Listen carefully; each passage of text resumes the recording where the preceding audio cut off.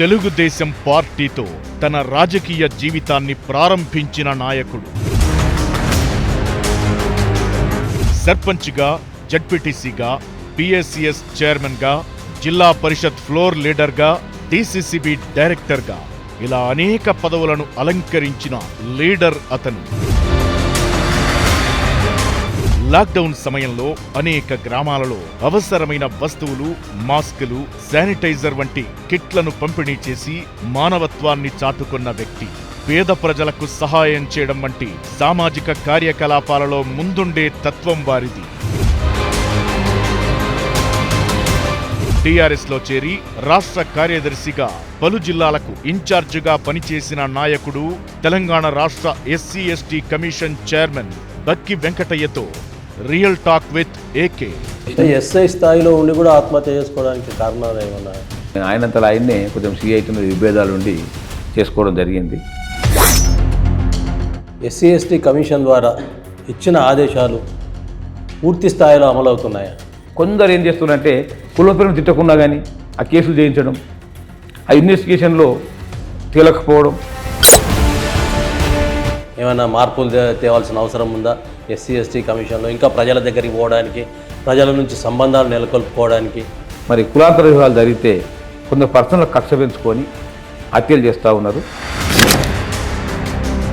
కేసీఆర్తో ఉన్న అనుబంధం ఎట్లా ప్రారంభమైంది?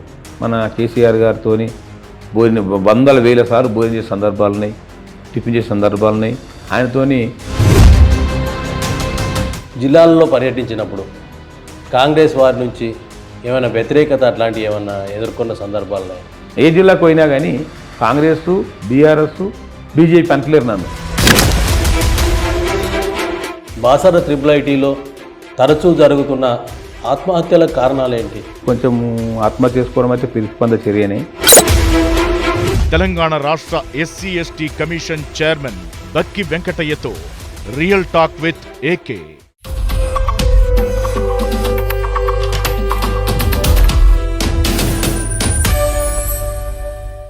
Welcome real talk with AK. మనం ప్రస్తుతం రాష్ట్ర SC ST commission chairman Bakki Venkataiah garu ఎదురుగా ఉన్నాం. వారు తమ కమిషన్లో ఎస్సీ ఎస్టీలకు చేస్తున్న న్యాయం, వాటి వివరాలు వివరిస్తారు. వారి జీవితం కూడా మనం తెలుసుకుందాం. నమస్కారం సార్.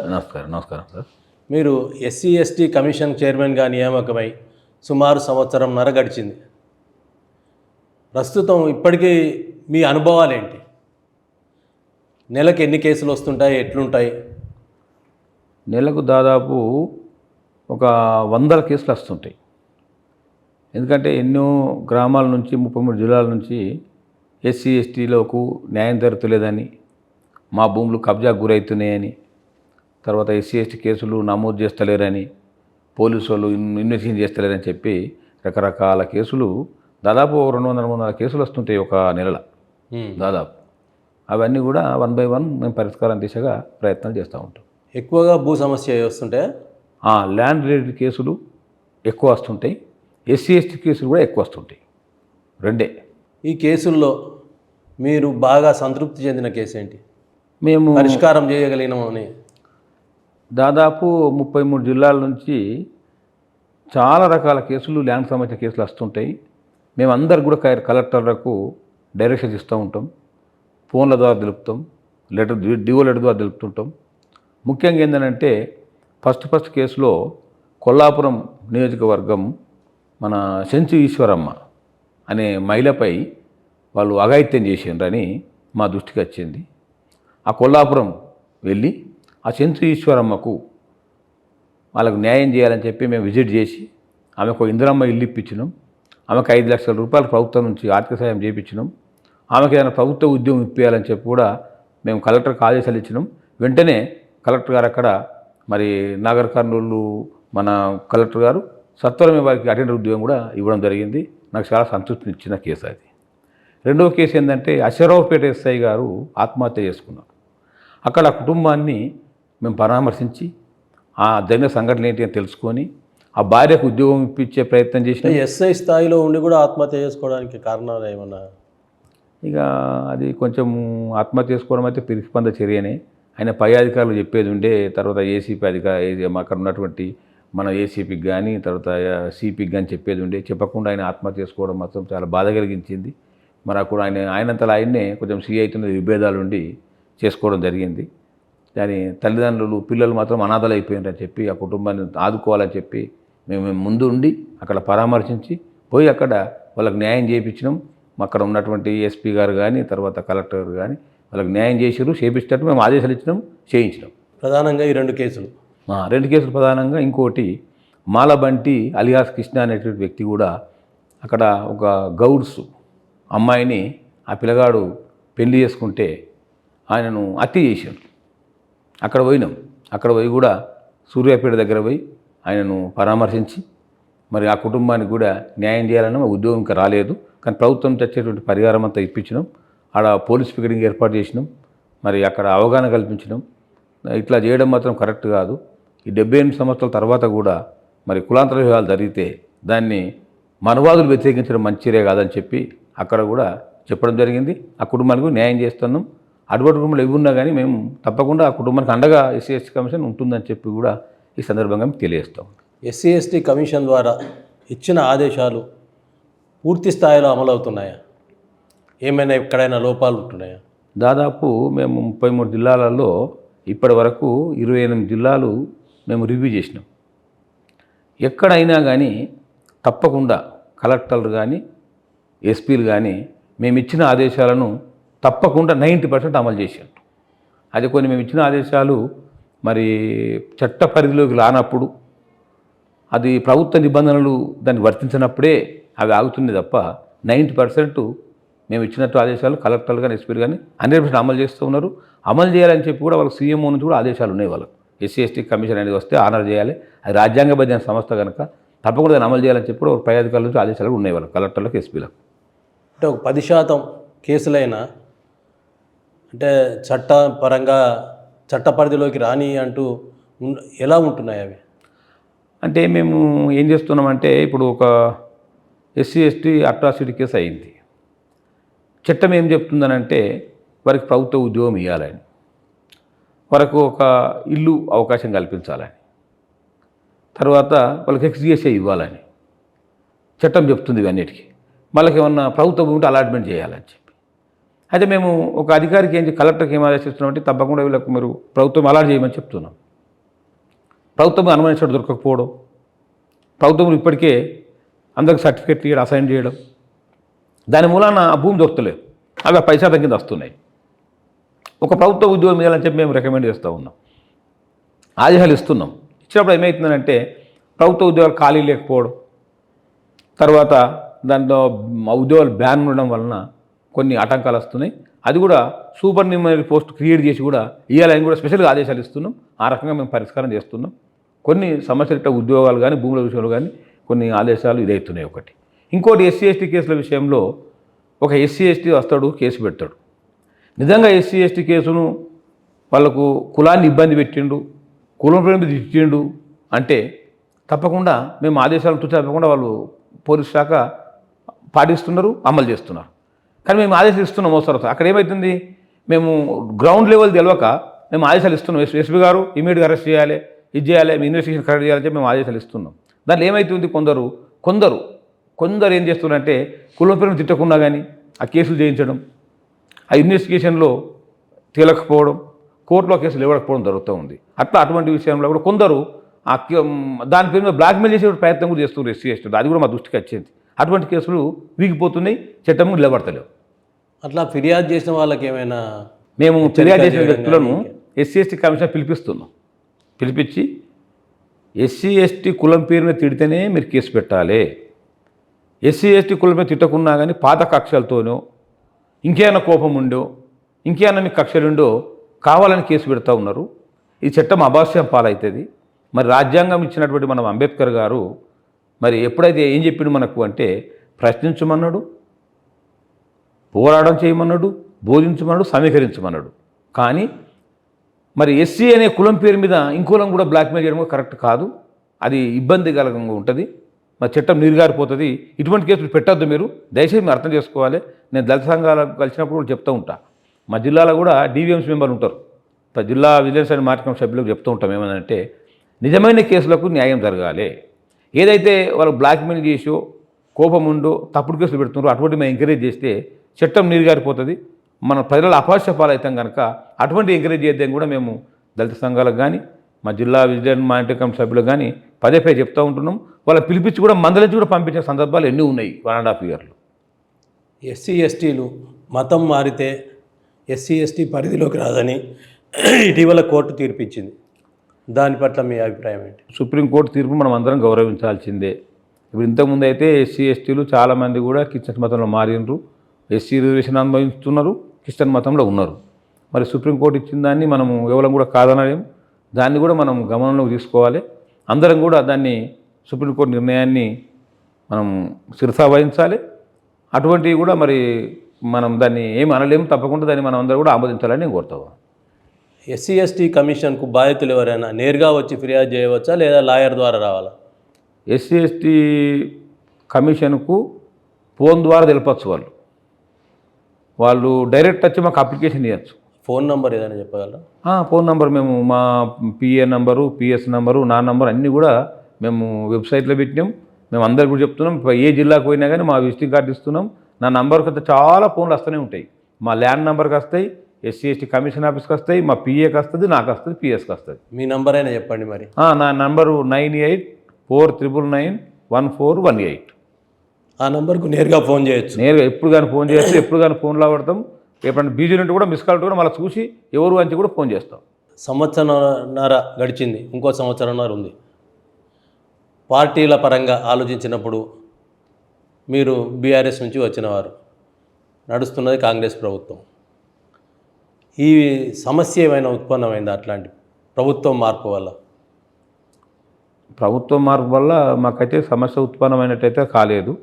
ఎస్సీ ఎస్టీ కమిషన్ అనేది రాజ్యాంగబద్ధమైన సంస్థ కనుక దీన్ని ఇబ్బంది పెట్టాలని చెప్పి కూడా ఎప్పుడు కూడా మా దృష్టికి మాత్రం మరి రాలేదు. మాకు ఎప్పుడు కూడా సహకరిస్తూనే ఉన్నారు. మేము కూడా రివ్యూ మీటింగ్ వల్ల మరి గౌరవ ముఖ్యమంత్రి గారిని కలుస్తూనే ఉంటాం. రివ్యూలల్లో ఎస్సీ ఎస్టీ సబ్ ప్లాన్ మీటింగ్లు అయితే ఉంటాయి, సబ్ కమిటీ మీటింగ్లు అయితే ఉంటాయి. మేము కలిసినప్పుడు కూడా ముఖ్యమంత్రి గారికి ఒక రిక్వెస్ట్ చేసినాం. మేము కొన్ని గురుకులాలను విజిట్ చేయమని చెప్పి సీఎంఓ గారు ఆదేశాలు ఇచ్చారు. మేము 25 గురుకులాలు తిరిగి దాదాపు 25 గురుకులాలు తిరిగి సమస్యలన్నీ కూడా ప్రభుత్వ నివేదిక రూపంలో ఇచ్చినాం. గురుకుల పాఠశాలల కళాశాలల? గురుకుల పాఠశాలలు కళాశాల అన్ని తిరిగి ఒక రిపోర్ట్ ఇచ్చినాం గవర్నమెంట్కు. ఏమనంటే ఈ గురుకుల సమస్యల మీద పక్కా బిల్డింగ్లు ఇవ్వని, బిల్డింగ్ రిపేర్స్ కావాలని, తర్వాత మెస్ ఛార్జ్, డైట్ ఛార్జ్ పెంచాలని చెప్పి రిపోర్ట్ ఇస్తే మా రిపోర్ట్ను కూడా గౌరవించి మరి ముఖ్యమంత్రి గారు మరి 40% మరి కాస్మోటిక్ ఛార్జ్, డైట్ ఛార్జ్ పెంచడం జరిగింది. రేవంత్ రెడ్డి గారు మేము రిపోర్ట్ ఇచ్చినాం. రిపోర్ట్ కూడా చేసుకొని కూడా వాళ్ళు పెంచిండ్రు. కొన్ని గురుకులాలకైతే మెయిన్ రిపేర్స్ కూడా ఫండ్స్ కూడా మేము రికమెండేషన్ పాఠశాలలకు మన జిల్లాలో ఎగ్జాంపుల్ రామకపేటకు కానీ, తర్వాత మన మిట్టపల్లి దానికి కానీ, ఇవన్నీ కూడా మన అలవాల మన దానికి కానీ ఫండ్స్ కూడా ఈ మధ్యకాలంలో మంజూరు చేయడం జరిగింది ముఖ్యమంత్రి గారు. మరి ఇంకోటి కూడా చెప్పిన ముఖ్యమంత్రి గారికి 78 సంవత్సరాల తర్వాత మరి ఇంతవరకు కూడా మరి వీసీల విషయంలో, రిజిస్ట్రార్ల విషయంలో దళితులు రాలేదు. ఉస్మాన్ యూనివర్సిటీ రిజిస్ట్రార్గా కానీ, కాకతీయ యూనివర్సిటీ రిజిస్ట్రార్గా కానీ రాలేదని మేము రిపోర్ట్ ఇస్తే, కాకతీయ యూనివర్సిటీలో, ఉస్మాన్ యూనివర్సిటీలో కూడా దళితులను రిజిస్ట్రార్గా కూడా నియమించడం జరిగింది. మీ సొంత నియోజకవర్గానికైనా రెండు రెసిడెన్షియల్ పాఠశాలలకు న్యాయం చేకూర్చారు. అది సంతృప్తినిచ్చుంటుంది. చాలా సంతృప్తినిచ్చింది. అంటే మా నియోజకవర్గం కనుక మన రామకపేటకు కానీ, మా అలవాలకు కానీ నిధులు కూడా మరి రిపోర్ట్ ఇవ్వగానే మరి రిపేర్స్ కోసం ఇది ఇవ్వడం జరిగింది. ఇంకా కూడా మన దుబ్బాకల ఒకటి ఎస్సీ గురుకులం కూడా కిరాయి బిల్డింగ్ నడుస్తూ ఉన్నది. మారమ్మ టెంపుల్ దగ్గర, చివరపురం దగ్గర. దానికి సంతభవనం కావాలని కూడా మా అలుగుబార్చిన మేడం గారికి డైరెక్షన్ ఇచ్చినాం. ఆమె వెంటనే ప్రపోజల్ పంపించింది గవర్నమెంట్కు. అది కూడా బిల్డింగ్ కూడా త్వరలో రాబోతూ ఉన్నది. ఇంకా సంవత్సరంన్నర ఉంది మీ బాధ్యత. ఈ సంవత్సరంన్నరలో మీరు చేయాలనుకుంటున్న ఆలోచనలు ఏంటి? ఏమైనా మార్పులు తేవాల్సిన అవసరం ఉందా ఎస్సీ ఎస్టీ కమిషన్లో? ఇంకా ప్రజల దగ్గరికి పోవడానికి, ప్రజల నుంచి సంబంధాలు నెలకొల్పుకోవడానికి? ఎస్సీ ఎస్టీ కమిషను ప్రజలకు చాలా చేరువ కావాలని చెప్పి మేము నిత్యం ప్రయత్నం చేస్తూ ఉన్నాం. ఒక రోజులో దాదాపు 150 మంది, 200 మంది 33 జిల్లాల నుంచి వస్తూనే ఉంటారు. ఇప్పటికి కూడా కొన్ని ప్లేస్లలో మేము తిరిగినటువంటి జిల్లాలలో మరి కులాంతర వివాహాలు జరిగితే కొందరు పర్సనల్ కక్ష పెంచుకొని హత్యలు చేస్తూ ఉన్నారు.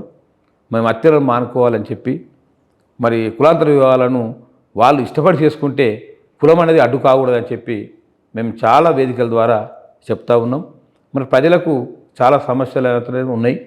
మరి వాళ్ళకు ఎస్సీ ఎస్టీలకు మాకు దృష్టికి వచ్చిన కాడికి చాలా జిల్లాలల్లో ప్రభుత్వ భూములు మరి కబ్జాలో ఉన్నారు.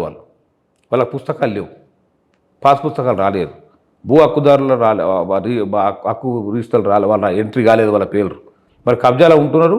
మరి ఆ హక్కులు వస్తలేదు, దాంతో రైతు భరోసా రావడం లేదు, వాళ్ళకు రైతు బంధు రావడం లేదు, మరి వాళ్ళకు బ్యాంకులలో అప్పులు దొరకడం లేదు.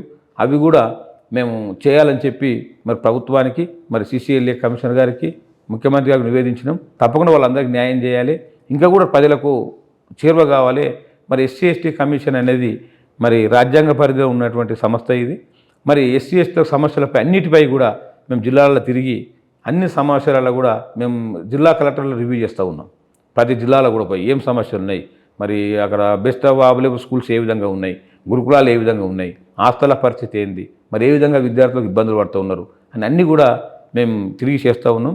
మరి మాకు సంతోషించే విషయం ఏంటంటే ఎస్సీ ఎస్టీ కమిషన్గా మేము ఏ జిల్లాకు పోయినా కానీ అక్కడ కలెక్టర్లు కానీ ఎస్పీలు కానీ మరి మొదటి పోలీస్ శాఖ రెవెన్యూ శాఖ కూడా బాగా మన ఉత్తేజపరుస్తూ మేము ఏ సమస్య డైరెక్షన్ ఇచ్చినా కానీ అవి అమలు చేసుకుంటూ పోతా ఉన్న కొద్దీ మరి మానవ సేవే మాధవ సేవగా మరి సమాజమే దేవాలయంగా మరి ప్రజలు చేసేటువంటి అవకాశం సేవ చేసే అదృష్టం భాగ్యం కలిగినందుకు నేను సంతోషిస్తూ ఇంకా కూడా ఎస్సీ ఎస్టీ కమిషన్ అనేది ప్రజల దగ్గరికి పోవాల్సిన అవసరం ఉన్నది. ఎందుకంటే ప్రజలకు సేవ చేయవలసిన అవసరం ఉన్నది. మరి ఎన్నో ఏళ్ళ నుంచి అణగారిన వర్గం ఇది ఎస్సీ ఎస్టీలు అంటే చాలా అణచివేతకు గురైన వర్గం కనుక వారికి ఎన్నో సమస్యలు ఉన్నాయి. మేము ఆదిలాబాద్ జిల్లా పోయినప్పుడు మరి వాళ్ళ సెన్సులు వాళ్ళందరూ ఉంటారు, వాళ్ళు అక్కడ ఆదివాసీలు వాళ్ళందరితో కూడా వాళ్ళతోనే భోజనం చేస్తే మాకు ఎంతో సంతృప్తి అనిపించింది. వాళ్ళ యొక్క ప్రేమ అనురాగము ఆప్యాయత చూసి మేము చాలా సంతోషపడ్డాం. ఇంకా కూడా ఎస్సీ ఎస్టీ కమిషన్ ఎస్సీలకు సేవ చేయాలని చెప్పి ఈ సంవత్సరన్నర కాలంలో కూడా ఇంకా కూడా గ్రౌండ్ లెవెల్లో జిల్లాలు తిరిగి మరి ఎస్సీ ఎస్టీ సమస్యలు ఏమున్నాయి, వారి పిల్లల స్థితిగతులు ఏమున్నాయి, వారి జీవనోపాధి ఏ విధంగా జరుగుతూ ఉన్నది, చదువులు ఏ విధంగా చదువుతున్నారు, అవన్నీ మీద పూర్తిగా అధ్యయనం చేసి కూడా ప్రభుత్వానికి ఎప్పటికప్పుడు నివేదికలు ఇస్తూ ఉన్నాం. ఇంకా కూడా చేరువ కావాలంటే మేము ప్రయత్నం చేస్తాం. తెలంగాణ రాష్ట్రం ఏర్పడిన తర్వాత ఎస్సీ ఎస్టీ కమిషన్ చైర్మన్లుగా మొదట శ్రీనివాస్ గారు అయ్యారు. వారు సిద్దిపేట జిల్లా వాసే, మీరు సిద్దిపేట జిల్లా వాసే. సిద్దిపేట జిల్లాలోని ప్రస్తుతం ఏమో భూంపల్లి అక్బర్పేట అదే మండలం కింద డిక్లేర్ అయింది. అంతకుముందు మిరుదొడ్డి మండలంలో భూంపల్లి మీ స్వగ్రామం. మీ విద్యాభ్యాసం లేదా మీ బాల్య జీవితం ఎలాంటిది? మేము విద్యాభ్యాసం అయితే 80 వరకు రైతు కుటుంబంలో నుంచి వచ్చారా లేదా ఏ కుటుంబంలో నుంచి వచ్చారా? మేము సామాన్య రైతు కుటుంబం, మాది వ్యవసాయం చేసుకునేటువంటి కుటుంబం. మాకు 4 ఎకరాల భూమి ఉండే, మా నాయన కానీ మా అమ్మ కానీ పూర్తి వ్యవసాయ కుటుంబం మాది. మా ఎలాంటి చదువు సందర్భాలు లేవు మా కుటుంబంలో. చదువుకున్న వ్యక్తి నేను ఒక్కనే, మాకు 5గురం, మేము 3 అక్కలు, నాకు ఒక అన్న ఉంటాడు, నేనే చిన్నవాడిని. నేను ఒక్కరిని చదువుకున్నా. మరి 7వ తరగతి వరకు భూమిపల్లిలో విద్యాభ్యాసం జరిగింది. మరి 8, 9, 10 మరి జిల్లా పరిషత్ ఉన్నత పాఠశాల పోతారెడ్డిపేటలో 3 సంవత్సరాలు చదివిన. ఆ తర్వాత దుబ్బాకు కనీసం పోదామంటే కూడా వేరే సౌకర్యం లేకపోతే కూడా సైకిల్ మీద పోయి 2 సంవత్సరాలు మరి intermediate first year second year Dubbaka college చేసినాం. మరి సిద్దిపేట కాలేజీలో డిగ్రీ వరకు మరి బస్కి వచ్చి బస్కు పోతుంటిమి. ఇక రూమ్ పెట్టి చదువుకునేటువంటి పరిస్థితి కూడా లేదు, ఆర్థిక స్తోమత కూడా లేదు. మరి అప్పుడప్పుడు కూలి పని ఆ పని చేసుకొని పుస్తకాలు బుక్కులు తెచ్చుకునేటువంటి పరిస్థితి నుంచి మేము చదువుకొని మరి డిగ్రీ 2వ సంవత్సరం ఉన్నప్పుడే నేను సర్పంచ్గా ఎన్నిక కావడం జరిగింది. భూంపల్లి సర్పంచ్గా డిగ్రీ 2వ సంవత్సరం ఉండే. అంటే ఓవైపు సర్పంచ్గా చేస్తూనే మరోవైపు విద్యను అభ్యసించాను. ఒక సంవత్సరం కాల పాటు సెకండ్ ఇయర్ వరకు సర్పంచ్ అయినా. ఇక ఫైనల్ ఇయర్ ఒకటి ఉంటుంది కదా డిగ్రీ, అది కూడా కంప్లీట్ చేసుకున్నా, సర్పంచ్ చేసుకుంటూ కంప్లీట్ చేసుకున్నా. బీఈడి కూడా చేసిన. నాకు టీచర్ ఉద్యోగం కూడా 89లో ఇంటికి వచ్చింది ఎంప్లాయ్మెంట్ నుంచి. ఇంటికి వచ్చిన ఉద్యోగాన్ని వదిలేసారు. ఇక ప్రజాసేవలనే ఉన్నాం. అంటే సర్పంచ్గా మీ పదవీ కాలం తర్వాత రిజర్వేషన్ల మార్పిడి మహిళలకు రావడంతో మీ శ్రీమతి సర్పంచ్గా అయ్యారు. వారి పేరేంటి? వారి 1988 సంవత్సరం నుంచి 95 వరకు నేను సర్పంచ్గా ఉన్నా. 95లో మహిళకు రిజర్వ్ చేయబడ్డది మా గ్రామము. మరి బక్కి భాగ్యలక్ష్మి గారు మరి వాళ్ళు సర్పంచ్గా కూడా 5 సంవత్సరాలు పనిచేయడం జరిగింది 2001 వరకు. అంటే మీరు సర్పంచ్గా చేసిన పరిస్థితులు, భార్య సర్పంచ్గా చేసిన పరిస్థితుల్లో తేడా ఏమైనా ఉందా? తేడా అయితే ఉంటుంది. ఎందుకంటే సర్పంచ్గా నేను ఉన్నప్పుడు జనరల్ నేనే పోయేవాడిని, అన్నీ తిరిగేవాడిని. ఇక నేను సర్పంచ్ మా భార్య కనుక భార్యను తీసుకొని పోవాల్సి వచ్చేది. ప్రభుత్వ ఆఫీసులకు పోయినప్పుడు కానీ, మీటింగ్లకు పోయినప్పుడు కానీ తీసుకుపోయేటట్టు. నేను సర్పంచ్గా ఉన్నప్పుడు కూడా జిల్లాలో ఉత్తమ సర్పంచ్గా నేను అవార్డు తీసుకున్నా.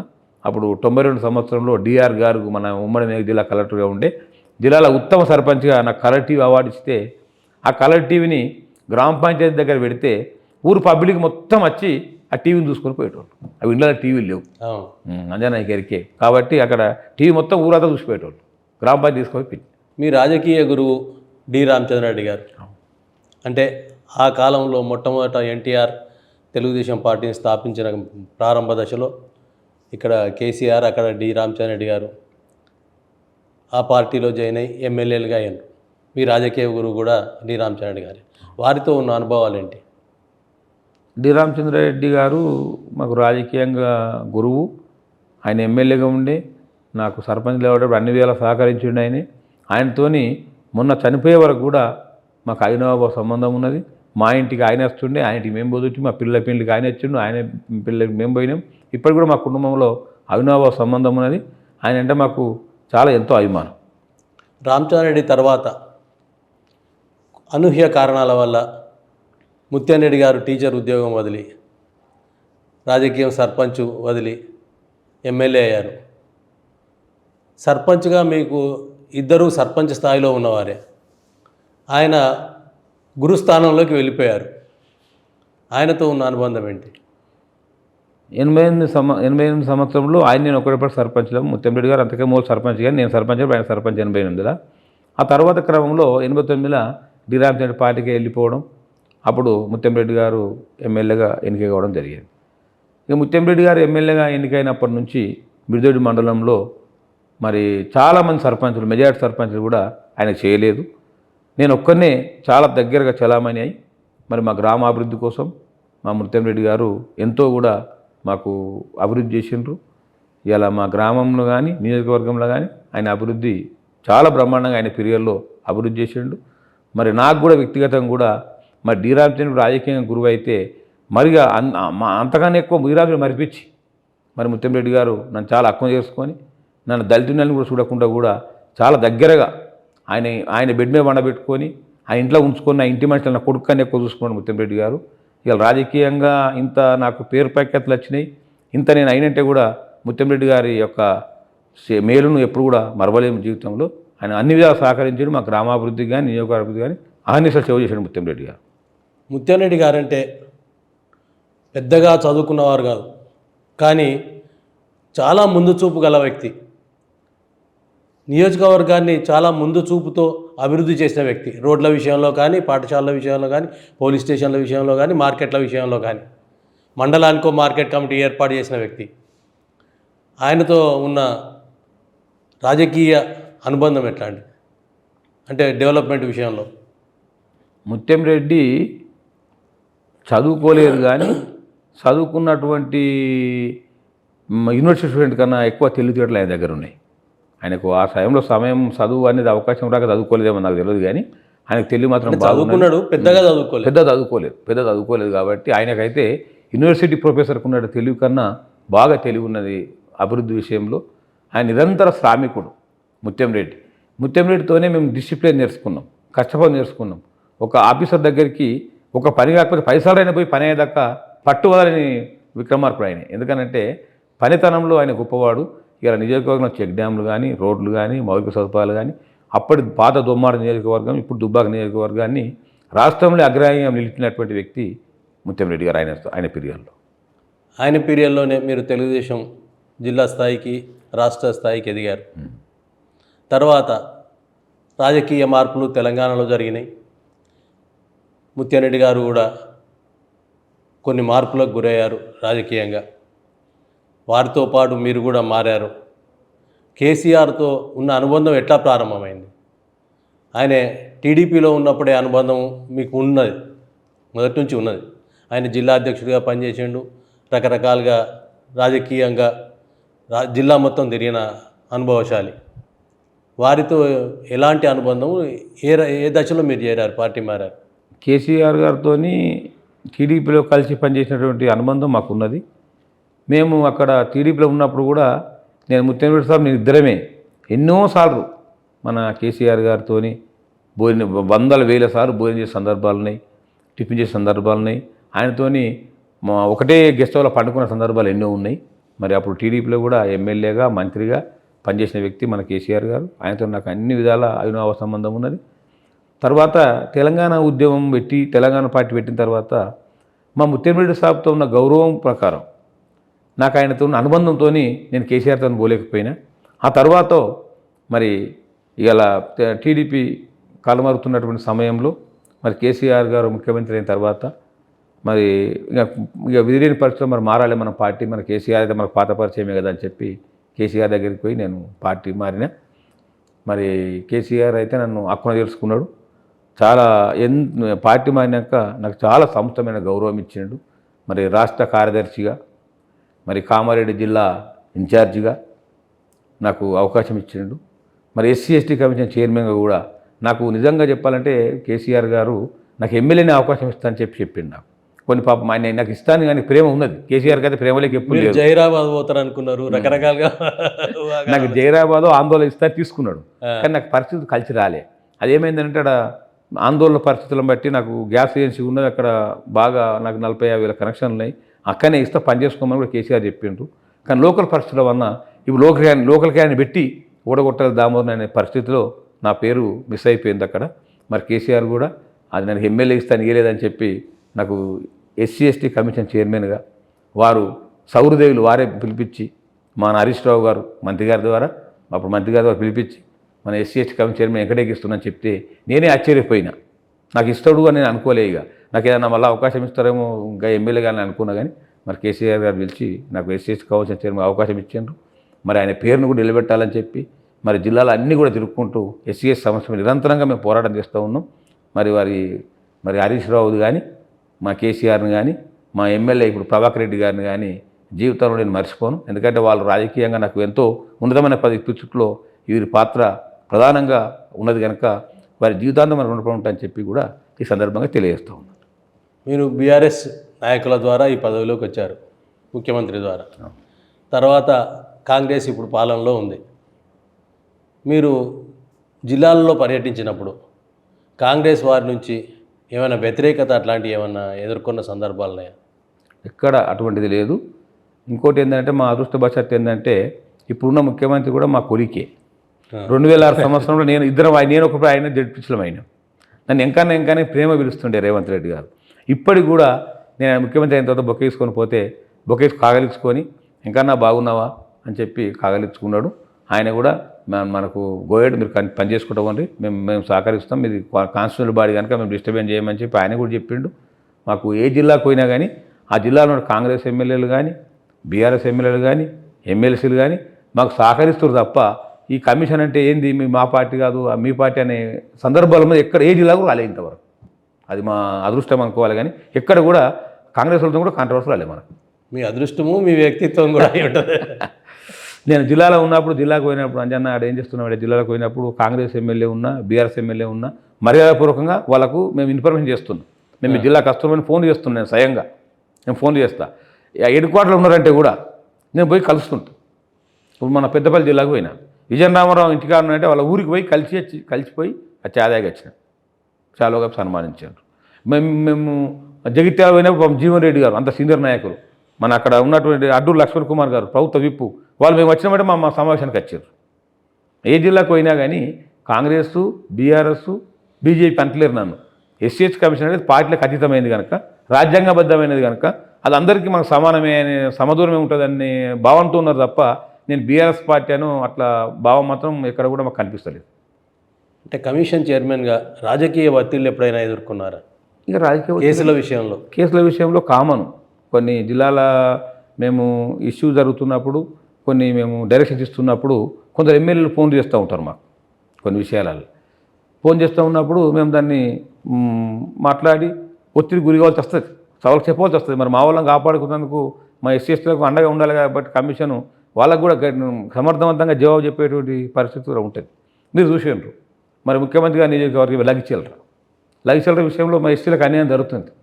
మేము ముక్కుండలే, మా ముఖ్యమంత్రి చెప్పిండు, ముఖ్యమంత్రి నియోజకవర్గం ముక్కుండలే, లగిచెల్లర పోయినాం, ప్రొటెక్ట్ చేసినాం. దాన్ని క్యాన్సిల్ అయ్యే విధంగా కూడా మేము ముఖ్యమంత్రి ఒత్తిడి తీసుకొచ్చినాం. ముఖ్యమంత్రి గారి వాళ్ళ సీఎం నుంచి ఫోన్ వచ్చింది నాకు, ఏం సంగతి మీరు గట్ట చేస్తున్నారు, మా ముఖ్యమంత్రి గారికి మీకు మీద ఎంతో గౌరవం ఉంది మా ముఖ్యమంత్రి గారికి, మీరు ఆ రకంగా పోయి అక్కడ ముఖ్యమంత్రి గారు చేసే నిర్ణయాన్ని వ్యతిరేకించినట్టు అయింది కదా అని అంటే నేను ఒక మాట చెప్పిన, ముఖ్యమంత్రి గారు నాకు మంచి మిత్రుడే, కలిసి పనిచేసిన టీడీపీలా కొలికే నాకు, కానీ నా పదవికి నేను న్యాయం చేయాలి. నేను ఎస్సీ ఎస్టీలకు అండగా ఉండవలసిన అవసరం ఉంటుంది. ఎస్సీ ఎస్టీలకు ఏది జరిగినా మేము ఉంటుంది. మా వాళ్ళకి అన్యాయం జరుగుతున్నప్పుడు అప్పుడు ముఖ్యమంత్రిని చూడము, ఒక దగ్గర చూడము. మీరు బాసర IIITలో తరచూ జరుగుతున్న ఆత్మహత్యలు సంఘటనలపై దర్యాప్తు జరిపారు, అక్కడికి వెళ్ళారు, స్వయంగా పరిశీలించారు. అక్కడ అనుభవాలు ఏంటి? బాసర పోవాలని చెప్పి సీఎంకి వెళ్ళి మాకు ఆదేశాలు వచ్చినాయి. విద్యార్థులు రోడ్లపై ధర్నా చేస్తూ ఉన్నారు, పరిస్థితి చేయి దాటిపోయింది, అక్కడ మీరు పోయి ఒక కమిషన్ రిపోర్ట్ ఇవ్వమని చెప్పి కూడా వారి ఆదేశాల ప్రకారం మేము బాసర వెళ్ళినాం. అక్కడ పరిస్థితులు మొత్తం అధ్యయనం చేసి ముఖ్యమంత్రి గారు రిపోర్ట్ ఇచ్చినాం. అంటే IIIT విద్యార్థులు బాగా ఇబ్బందుల పాలవుతున్నారు. ఏంటి పరిస్థితులు అక్కడ మీరు అదేందనంటే పరిశీలించిన విషయాలు ఏంటి అంటే అక్కడ భోజన వస్తువులు కరెక్ట్గా లేవు. 6,000 మందికి ఒకటేసారి భోజనం పెడతారు. దాన్ని విభజించమని చెప్పినాం, 4 విభాగాలు చేసినాం, 10,100 చేయాలని చెప్పినాం. అక్కడ తక్షణం వీసీని మార్చమన్నాం. ఆ వీసీ కరెక్ట్ చేయకనే ఫెకాల్టీతో ఇబ్బందులు వస్తున్నాయి. ఆ వీసీని మారవాలని చెప్పినాం. ఇమ్మీడియట్గా మా ఇచ్చిన రిపోర్టు వెంటనే క్యాటరింగ్ మార్చేసిండ్రు, మధ్యాహ్నం భోజన వస్తుని 4 విభాగాలు చేసిండ్రు, వీసీని మార్చిండ్రు, సమస్య సర్దుమనిపోయింది. ఇప్పుడు సవ్యంగా నడుస్తుంది. ప్రభుత్వ నివేదిక ఇచ్చినాం. ఆత్మహత్యలకు కారణాలు ఏంటి? ఆత్మహత్యలకు అంటే అక్కడ కొన్ని ప్రత్యేకమైన పరిస్థితులు ఉన్నాయి. పిల్లలకు ర్యాగింగ్, దాంతో అక్కడ పిల్లల ఒక విధమైనటువంటి అభద్రతా భావం కల్పించడం, అవన్నీ ఉన్నాయి. అంతా ఏంటంటే వీసీ కంట్రోలింగ్ లేకుండా పోయింది వ్యవస్థ. ఆ లెక్చరర్లు ఫ్యాకల్టీకి వీసీకి మధ్యలో గ్యాప్ ఎక్కువ ఉన్నది. దాంతో విద్యార్థుల కూడా అరే యమునా తీరే అనే విధంగా ఉన్నది కనుక అవన్నీ జరిగినాయి. అది ఆత్మహత్యలకు ర్యాగింగ్ ఒక కారణము, కొన్ని కుటుంబ నేపథ్యం కారణాలు కూడా అక్కడ ఉన్నాయి. అవన్నీ అధ్యయనం చేసినాం. ఆయన రిపోర్ట్ అవన్నీ ఒక సమగ్రమైన రిపోర్టు ముఖ్యమంత్రికి ఇచ్చినాం. వెంటనే తక్షణమే మార్పులు చేర్పులు చేసింది. దాన్ని ఆత్మహత్య చేసుకున్న విద్యార్థులకు వాళ్ళ కుటుంబాలకు ఏమైనా న్యాయం చేయగలిగారా? వాళ్ళ కుటుంబాలకు అందులో కొంతమంది ఎస్సీ ఎస్టీలు, కొంతమంది బీసీలు ఉన్నారు. వాళ్ళ కుటుంబాలకు తప్పకుండా పరిహారం ఇవ్వాలి, వాళ్ళ కుటుంబాలను ఆదుకోవాలని చెప్పి ప్రభుత్వం నివేదిక ఇచ్చినాము. మరి ప్రభుత్వం ఇంకా దాన్ని అమలు చేయలేదు. తప్పకుండా అమలు చేసే విధంగా మేము ప్రభుత్వం ఒత్తిడి తీసుకొస్తాం. వాళ్ళ ఆత్మహత్య కుటుంబంలో ఏదన్నా ప్రభుత్వ ఉద్యమం ఇవ్వమన్నాం. వాళ్ళకి ఏమన్నా గవర్నమెంట్ ఎక్స్క్యూషన్ కూడా ఏమైనా ప్రకటించాలని కూడా ప్రభుత్వానికి నివేదిక ఇచ్చడం, అది త్వరలో అమలయ్యే అవకాశం ఉన్నది. రేవంత్ రెడ్డి గారి ప్రభుత్వం అధికారంలోకి వచ్చిన తర్వాత మొట్టమొదట మూసీ నదీ పరివాహక ప్రాంతాన్ని సుందర నగరంగా తీర్చిదిద్దుతా ఉన్నారు. దానికోసం విదేశాల్లో పర్యటించారు, జపాన్ పర్యటించారు. అక్కడి మోడల్స్, రకరకాల మోడల్స్ వాళ్ళు ముందుకు తీసుకొచ్చిన సందర్భంలో భూసేకరణలో భాగంగా కొన్ని ఇండ్లను కూల్చివేయడము, రకరకాల ఏర్పాట్లు జరిగినాయి. అంటే కొన్ని అడ్డంకులు జరిగినాయి, కొన్ని ఇబ్బందులు జరిగినాయి, కొందరు వ్యతిరేకత కూడా ఎదుర్కొన్నారు. అందులో ఎస్సీ ఎస్టీలు కూడా జనరల్గా పరివాహక ప్రాంతాల్లో ఉండేది పేద వర్గాలే, చాలా బీద వర్గాలే ఉంటారు. గుడిసెలు వేసుకొని లేకపోతే టీన్ షెడ్స్ వేసుకొని ఉంటారు. మీరు కూడా ఆ ప్రాంతాన్ని సందర్శించారు, మీ అనుభవాలు ఏంటి? అక్కడ చాలామంది మూసీ నది పరివాహక ప్రాంతంలో ఎక్కువ మంది ఎస్సీ ఎస్టీలు ఉన్నారు. వాళ్ళు ఏండ్ల తరబడి ఇల్లు కట్టుకున్నారు కనుక వాళ్ళకు అన్యాయం జరుగుతుంది. వాళ్లకు మీరు ఏమిస్తారో పరిహారం మొదటి ప్రభుత్వం ప్యాకేజీ ప్రకటించండి. ఇల్లుకి ఇల్లు ఇస్తారా, మరి స్థలానికి స్థలం ఇస్తారా, మరి భూచక చట్టం 2013 ఏం చెప్తున్నది, అవన్నీ అమలు చేసిన తర్వాతనే మీరు వాళ్ళు ఖాళీ చేయాలని చెప్పి మేము ప్రభుత్వానికి అక్కడ ఉన్నటువంటి ప్రిన్సిపల్ సెక్రటరీ, మరి అక్కడ మూసీ పరివాహక ఎండీ గారికి నోటీసులు ఇచ్చినాం. అది వాళ్ళు కూడా జవాబు ఇచ్చిండ్రు. ఏమనంటే మేము వాళ్ళకు 2013 భూసేక చట్టం ప్రకారం ఇల్లు, భూమి, పరిహారం అవన్నీ అమలు చేసినాకనే మేము ఖాళీ చేస్తామని చెప్పి కూడా రైటింగ్ ఎస్సీ ఎస్టీ కమిషన్కి ఇచ్చిండ్రు. దాని రిపోర్ట్ ఆధారంగా మేము గౌరవ ముఖ్యమంత్రి గారు రిపోర్ట్ పిటిషన్ ఇచ్చినాం. ఏమనంటే వీళ్ళకి అన్ని విధాల సౌకర్యాలు కల్పించి వీళ్ళకి ప్రభుత్వం బెనిఫిట్స్ అన్ని ఇచ్చిన తర్వాతనే మీరు ఖాళీ చేయించాలి, మీ యొక్క వాళ్ళు నోటీస్ ఇచ్చిందని చెప్పి గవర్నమెంట్ కూడా ఇచ్చినాం. అది అయినాకనే వాళ్ళు చేస్తామని చెప్పి అన్నారు. దాన్ని కూడా మేము తప్పకుండా వాళ్ళకు న్యాయంగా అండగా ఉంటామని చెప్పి కూడా మూసీ బాధితులకు అందరూ కూడా చెప్పినాం. మేము దీనికోసం ప్రత్యేకంగా ముఖ్యమంత్రి రేవంత్ రెడ్డి గారిని ఇటు కలిశారా? కలిసే మెమోరాండం ఇచ్చినాం. వాళ్ళ ప్రభుత్వం వాళ్ళ మూసీ ఎండి ఇచ్చిన నివేదికను, తర్వాత వాళ్ళ భూసేకరణ చట్టంలో ఏం చెప్తున్నది, వాళ్ళకి ఇల్లు ఏమి ఇవ్వాలి, జాగ ఏమి ఇవ్వాలి, వాళ్ళ పరిహారం ఇవ్వాలి, అవన్నీ కోడ్ చేసుకుంటూ ఒక సమగ్రమైన రిపోర్ట్ తీసుకొని ముఖ్యమంత్రికి ఇచ్చినాం. ఇట్లా తప్పకుండా చూస్తానని పరిశీలిస్తా. ఇవన్నీ అయిన తర్వాతనే మనం కాల్ చేపిస్తాను. ముఖ్యమంత్రి కూడా మాకు ముఖాముఖిగా మాకు హామీ ఇచ్చాడు. మూసీ నదీ పరివాహక ప్రాంతాన్ని సుందర నగరంగా తీర్చిదిద్దే అవకాశాలు ఉన్నాయా? ఉన్నాయి. కానీ ఏంటంటే వాళ్ళకు తగినటువంటి న్యాయం ఏదైతే మూసీ పరివాహక ప్రాంతంలో ఉన్నటువంటి అందరు ప్రజలు ఉన్నారో వాళ్ళకి అందరికి న్యాయం చేసిన తర్వాతనే ప్రభుత్వం ముందుకు పోవాలి. ఆ ముందుకు పోతే మాత్రం తప్పకుండా ఆ అవకాశం ఉన్నది. కానీ అది భారీ వ్యయంతో ఉన్నటువంటి ప్రాజెక్ట్. ఇప్పుడైతే ప్రభుత్వంలో మరి అంత బడ్జెట్ అయితే లేదు, ఇంత పూర్త కాకపోవచ్చు. అది భారీ వ్యయం కావాలి ఆ ప్రాజెక్టు. అదే 1,50,000 కోట్లు అనేది ఒక రకరకాలుగా వచ్చిన ప్రచారం జరిగింది. చాలా బాగా కావాలి. అవి కూడా సరిపోవు, అవి ఊరో సరిపోవు. అవి 1,50,000 కోట్లు కూడా సరిపోవు. అంత బాగా భారీ ప్రాజెక్ట్. ప్రజలకు సౌకర్యం కల్పిస్తాడు. ఏళ్ళ కొద్ది 50,000-60,000 కోట్లు ఉన్నారు కదా వాళ్ళు తీసి ఎటుపోతూ వాళ్ళు అంత స్లమ్ ఏరియా మొత్తం. అది అంతా గరీబ్ వెళ్ళే వాళ్ళు. ఎస్సీ ఎస్టీలే 80% ఉన్నారు. అంటే కల్పిస్తే పూర్తి చేయగలిగితే మాత్రం మంచిదే, చాలా మంచిది చేస్తే. ఒకటి వాళ్ళకు అవకాశం కలిగితే అన్నీ మనం ఏదైతే గత ప్రభుత్వంలో కాళేశ్వరంకి ఏ విధంగా అయితే ప్రియారిటీ పెట్టుకొని మనం లక్షల కోట్లు ఖర్చు పెట్టినరో అట్లా భారీ ప్రాజెక్ట్ చేయగలిగితే అది మనం అందరం కడుపు కట్టుకొని చేయగలిగితే మొత్తం సుదీకరణ అవుతుంది. కానీ అది భారీ కావాలి. దానికి ఏంటంటే కేంద్ర ప్రభుత్వం ఒక ప్రాజెక్ట్ ఇస్తే దాన్ని అయితే అది పూర్తి అవుతుంది. రాష్ట్ర ప్రభుత్వం బడ్జెట్తో మాత్రం చాలా ఇబ్బందికరమైన వాతావరణం ఉంటుంది. దానికి రాష్ట్ర ప్రభుత్వంలో నిధుల కొరత ఉంది. కేంద్రం ఇస్తే సక్సెస్ అవుతుంది. ఇప్పుడు ఏదైతే మన పక్క రాష్ట్రంలో ఇస్తుంది కదా కేంద్రం వాళ్ళ ప్రాజెక్ట్ కోసం, ఇక్కడ కూడా ఇస్తే అమరావతి కోసం ఇస్తుంది, రకరకాలుగా ఇస్తుంది. ఇక్కడ కూడా అట్లా ఇస్తే జాతీయ ప్రాజెక్టులకు గుర్తించి ఇస్తే మాత్రం అది సుదీకరణ జరుగుతుంది, ప్రజలకు న్యాయం జరుగుతుంది. కానీ అక్కడ పార్టీ వాళ్ళతో పొత్తులో ఉన్న పార్టీ, ఇక్కడ వ్యతిరేక పార్టీ. రాజకీయాలు మాట్లాడగానే కేంద్ర ప్రభుత్వం అవన్నీ చూడకుండా అది చేస్తే మాత్రం ఇవ్వాలని కోరుకుంటాం. అది చేస్తే మాత్రం ప్రజలకందరికీ లాభం దొరుకుతుంది, తెలంగాణ ప్రజలకు లాభం దొరుకుతుంది, ప్రజలకందరికీ లాభం దొరుకుతుంది. మీ వ్యక్తిగత రాజకీయ జీవితంలో మీరు ఎదుర్కొన్న ఇబ్బందికరమైన అనుభవం ఏంటి? ఇబ్బందికరమైన అనుభవం అంటే ఏం లేదు, కానీ కొన్ని మనం అనుకోకుండా జరుగుతుంటాయి. అవును కొన్ని ఊహించినవి కావు. అవును ఇబ్బందికరంగా ఉన్నటువంటి విషయం ఏంటంటే మేము రాజకీయాలలో ఉన్నప్పుడు చిన్నప్పుడైతే జర అసమానతలు బాగా ఎదుర్కొన్నాం. నేను చదువుకున్న రోజులలో కుల వ్యవస్థ మాత్రం చాలా భయంకరంగా ఉన్నది. అప్పుడు అవన్నీ ఎదుర్కొన్నాం. తర్వాత విషయంలోకి వచ్చినప్పుడు మన ముత్యంరెడ్డి సాబు విడిపోయినప్పుడు కొంచెం బాధ కలిగింది, బాగా ఇబ్బందిగా ఫేస్ చేసినాం అప్పుడు. కానీ ముత్యంరెడ్డి గారు మీ అందరూ ఎవరు నమ్మరో తెలియదు, కానీ నాకు ముత్యంరెడ్డి గారు నన్ను పార్టీ మారకమని ఆయనే చెప్పిండు నాకు. నేను కాంగ్రెస్లో పోతా, వెంకటయ్య నువ్వు ఇక్కడనే ఉండు, నా మాట నా పార్టీ మారకు నువ్వు అని చెప్పిండు నాకు. ఇది వాళ్ళు నంబరు. నేను ముత్యంరెడ్డి సాబు రమ్మని నన్ను ఖచ్చితంగా పోదాంపా అంటే నేను నిజంగా ముత్యంరెడ్డితో కాంగ్రెస్ పార్టీ పోయేటోను. నేను ఆయన నన్ను ఉండమన్నాను. బీఆర్ఎస్లోనే టీఆర్ఎస్లోనే ఉండమన్నాను. అంటే ఆయన గొప్ప ఉదాత్తమైనది. చాలా సంతోషకరమైన అనుభవం ఏంటి? చాలా సంతోషకరమైన అనుభవం ఏంటంటే మాకు పిల్లలు మంచిగా చదువుకొని, నాకు 3 అమ్మాయిలు. మన పెద్ద అమ్మాయి డాక్టరు, అల్లుడు డాక్టరే, రెండో అమ్మాయి కూడా సాఫ్ట్వేరు, అల్లుడు సాఫ్ట్వేరే. వాళ్ళందరూ కూడా మంచి చదువుకొని 2 బిడ్డలు కూడా మంచి స్థానంలో ఉన్నందుకు కూడా నాకు చాలా సంతోషంగా ఉన్నది. అంటే మూడో అమ్మాయి చదువుతుంది, ఇంకా చదువుతుంది, ఇంకా పెళ్లి చేయాలి. బాధ్యత ఉన్నది, ఇంకోటి ఉన్నది బాధ్యత. వాళ్ళ పేర్లు మా పెద్ద బిడ్డ స్వాతి, మా అల్లుడు సందీపు. అంటే స్వాతి అపోలో హాస్పిటల్ పనిచేస్తుంది బంజారాహిల్స్లో, పీజీ అయిపోయింది. అల్లుడు మన ఇక్కడ ఎల్బీ నగర్లో చిన్నపిల్లల హాస్పిటల్ పెట్టుకున్నాడు, ఎల్బీ నగర్. వీళ్ళు సాఫ్ట్వేర్ ఉద్యోగాలు. వీళ్ళు సాఫ్ట్వేర్. మూడో అమ్మాయి చదువుతుంది, ఇప్పుడు గ్రూప్స్ రాస్తుంది, సివిల్స్ రాస్తుంది అని ప్రయత్నంలో ఉన్నది. కుటుంబ పరంగా ఎలాంటి ఇబ్బందులు లేవు, సంతోషకర పరిణామాలు. ఏం లేదు, సంతోషంగా పరిణామం.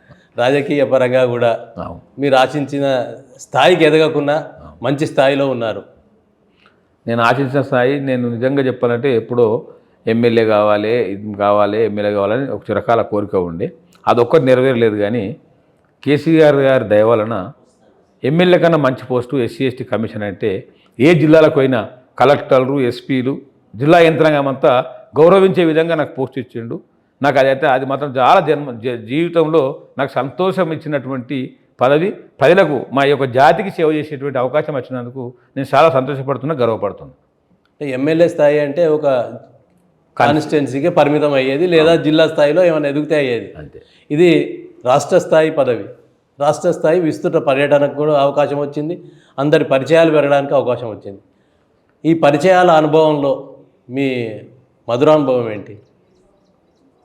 నేను 33 జిల్లాల ఎస్పీలతో కానీ కలెక్టర్లతో కానీ మాట్లాడినప్పుడు, వాళ్ళ పరిచయాలు పెరిగినప్పుడు, మరి సెక్రటరియట్ల సీనియర్ ఐఏఎస్ ఆఫీసర్ అంతా కూడా నాకు బాగా పరిచయాలు అవుతున్నప్పుడు, మన ఎస్సీ ఎస్టీ సమస్యలు కానీ, నా దోస్తులు ఇంకోళ్ళ మిత్రులకైనా పని పడితే కానీ డైరెక్ట్ ఐఏఎస్ ఆఫీసర్లకు ఫోన్ చేసి ఈ పని చేసి పెట్టమంటే ఎస్సీ ఎస్టీ కమిషన్ చైర్మన్ చెప్పిన గౌరవంగా ఎంతోమంది నేను పని చేసిన సంతృప్తి మాత్రం ఇస్తుంది. న్యాయం చేస్తున్నారు, 100% న్యాయం చేస్తున్నాను. నా మిత్రులకు, నా శ్రేయభిలాషులకు అందరికీ నేను 35-40 ఏళ్ళ కోసం కంటిన్యూ రాజకీయాలు ఎంతోమందికి సంబంధాలు ఉన్నాయి. వాళ్ళందరూ కూడా ఎవరైనా ఫోన్ చేసి నాకు పని కావాలంటే a senior IAS officer సెక్రటరీలో phone చేసినా పని మాత్రం చేసి పెడుతున్నారు. అది నాకు చాలా సంతోషాన్ని ఇస్తుంది. ఇదండి బక్కి వెంకటయ్య గారి జీవితానుభవాలు, ఎస్సీ ఎస్టీ కమిషన్గా చైర్మన్గా చేస్తున్న ప్రయోగాలు అనొచ్చు, లేదా సత్ఫలితాలు మన ముందు కనిపిస్తున్నాయి. వారు మరింత అభివృద్ధి చెందాలని, మరింత రాజకీయ పరంగా కాకున్నా కానీ ఒక న్యాయం చేయగలిగే పరిస్థితి, అంటే తాను పుట్టిన కులంలో ఎస్సీ ఎస్టీ కులాలకు న్యాయం చేసే పరిస్థితి, వారికి అనుకూల పరిస్థితులు రావడం చాలా ముదాహం. వారికి మనకు సమయం ఇచ్చినందుకు ధన్యవాదాలు. త్వరలో మీ ముందుకు మరో ప్రముఖంతో రానున్నాం. Real talk with AK.